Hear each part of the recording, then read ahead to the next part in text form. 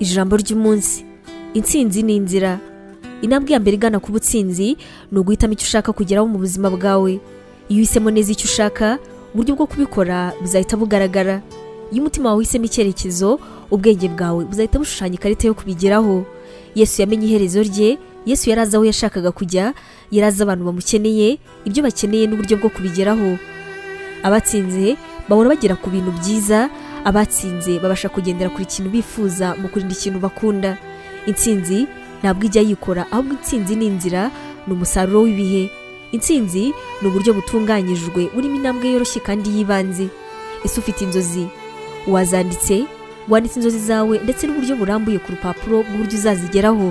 Ibyo ngibyo birasa nk'aho ari ibintu bitatu, ariko kandi se ni gute ushobora kumenya aho urimo kujya udafite gahunda? Intsinzi ni ikintu gifite agaciro.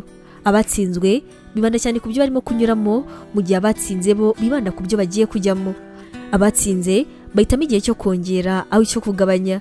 Abatsinze bafata ibyemezo bitanga ejo hazaza bifuza, mu gihe abatsinzwe bafata ibyemezo birema ibihe bifuza. Nicyo ukunda gukora? Ni ikihe kintu ukunda kuvuga? Ni icyo wahitamo kumva kuruta ibindi byose ku isi? Ibyishimo byawe rero bigenwa no gukora ibintu ukunda. Yesu yarazi cyane ubutumwa bwe, ntabwo yigeze ahungabana na gato ngo abashe kuba yata umurongo. Abantu bamwe bafata akazi kabo kubera ko byoroshye cyangwa se ari hafi y'urugo rwabo. Umugabo umwe yambwiye yuko yamaze ubuzima bwe bwose akora akazi kamubabaje. Naramubajije nti none kuki umaze imyaka 25 uhakorera? Yaransubije ati ni iminota 10 gusa uvuye iwanjye, kandi mu myaka 3 nzakira isaha ya zahabu. Sinshaka kugenda kare rero nkabura isaha yanjye ya zahabu.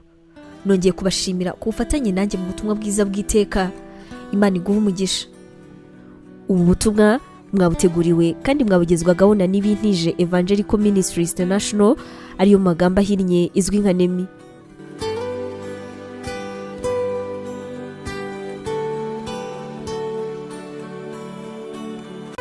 Waba utekereza ko wahamagariwe gukora umurimo w'Imana? Wifuza inyigisho zacu se zisohoka buri munsi zagufasha mu buzima bwawe, cyane cyane zigukomeza mu bibazo? Umva wifuza kwiga ibijyanye na teolojiya, ukamenya ijambo ry'Imana, intwaro yagufasha mu buzima? Duhereye kuri iki kibazo cya nyuma, niba igisubizo cyawe ari yego, ngufitiye inkuru nziza cyane. Iyi nkuru nuko tugufitiye ishuri rya teolojiya kandi wigira ku buntu. Mu ishuri ryacu harimo porogaramu zitandukanye zirimo nka pastoral studies, aribwo buryo wakwiga kuba umuvugabutumwa mwiza cyane.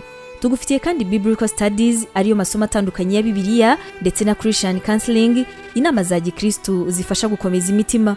Kugira ngo usobanukirwe biruseho, wasura urubuga rwacu arirwo wa3.nemibibleinstitute.com, cyangwa se nanone ukaba watwandikira kuri WhatsApp kuri izi nimero 141 232 650 wanatwandikira kandi kuri email yacu ariyo nemevangelism@yahoo.com.